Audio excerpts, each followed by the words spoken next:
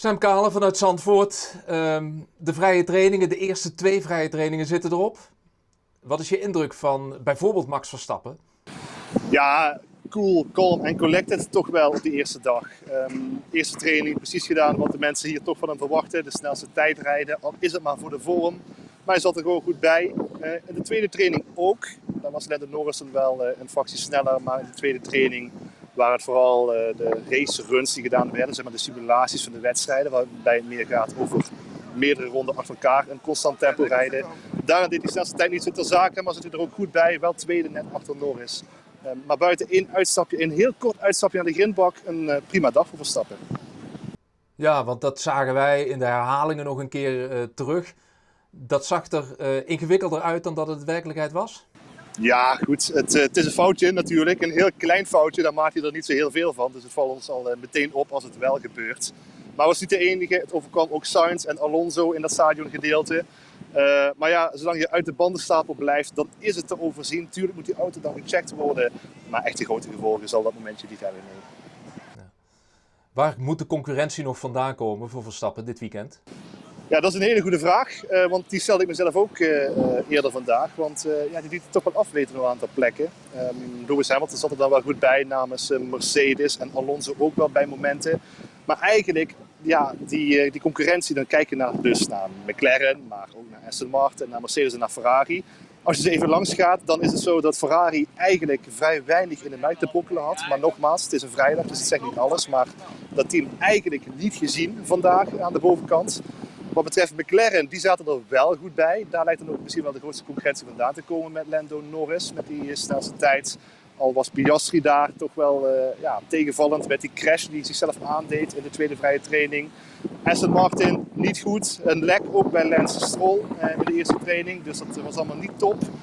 En dan moet je dus eigenlijk concluderen dat als je ook nog weet dat Mercedes het op zich wel aardig deed, dat daar de concurrentie vandaan moet komen. Maar dat het ook wel zo is dat ze niet meteen een hele dreigende indruk hebben achtergelaten. Los van Lando Norris die het wel prima gedaan heeft. Vergroot dat meteen het optimisme bij het Oranje Legioen? Ja, volgens mij viert het optimisme al dagen, weken, maanden hoogtij. Niemand twijfelt eraan, inclusief de concurrentie, dat Verstappen hier de favoriet is om te gaan winnen. Daar zit echt, vandaag is er geen enkele verandering in gekomen. Dat optimisme is er. Iedereen heeft ook wel een mooie dag gehad hier. Het is droog gebleven. Kijk, voor de raceverloop is het leuk als het misschien gaat regenen hier en daar. Maar vandaag droog vonden de mensen het prima.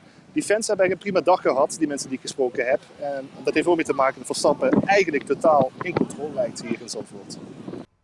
Ja, die mensen die er waren veelal in het oranje. Wat kunnen die morgen verwachten qua weersomstandigheden? Want jij vertelde eerder op de dag, regen is in aantocht. En dat zou nog wat kunnen betekenen voor de kwalificatie. Hoe ziet het er nu uit? Ja, dat blijf je even afwachten, want het wil nog wel eens variëren hier. Het zijn heel veel van die kleine buitjes die opeens dan oppoppen, om het maar zo te zeggen. De zekerheid of die regen gaat vallen morgen, die is er niet. Vandaag had die kunnen vallen. Het was 30-40% neerslagkans, maar dat gebeurde niet.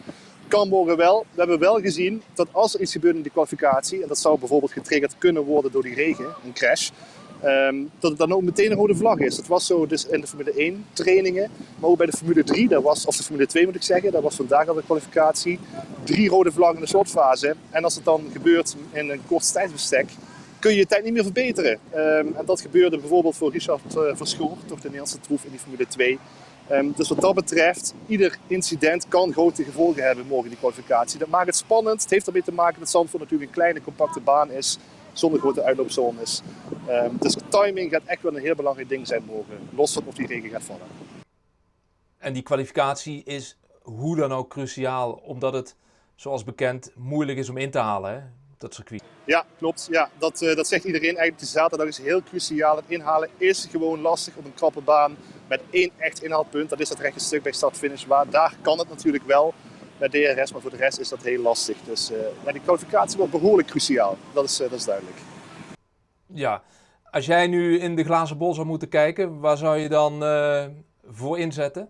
Ja, Gogens, het wordt toch weer Verstappen, hè? Vrezen we, denken we, hopen we misschien ook wel.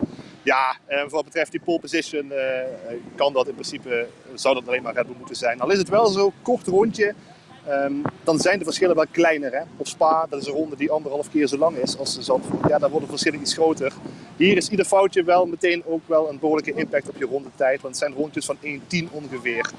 Dus een foutje kan Verstappen zich niet veroorloven. Maar niemand twijfelt eraan dat hij wel de topfavoriet is. Ja. Hoe ziet het programma er voor de dag van morgen in zijn geheel uit? Ja, het begint nog met een derde vrije training. Dat is ook echt zeg maar, de generale repetitie voor de kwalificatie. Daar gaat het echt om die rondetijden. In tegenstelling tot dus in die tweede vrije training van vandaag. Daar ga je inderdaad zien wat die teams nou echt tegen elkaar kunnen. Hoe ze tegen elkaar opgewassen zijn. En dan de kwalificatie in de middag. Dan gaat het gebeuren. En op zondag de race hier in Zandvoort. Dankjewel, Sam Kale.